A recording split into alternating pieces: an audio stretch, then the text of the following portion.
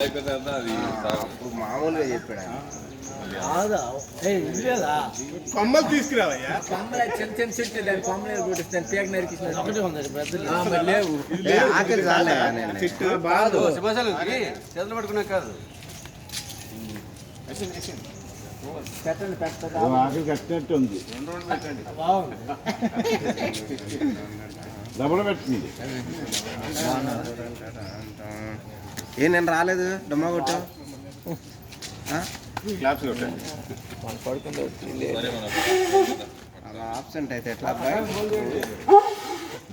అవరా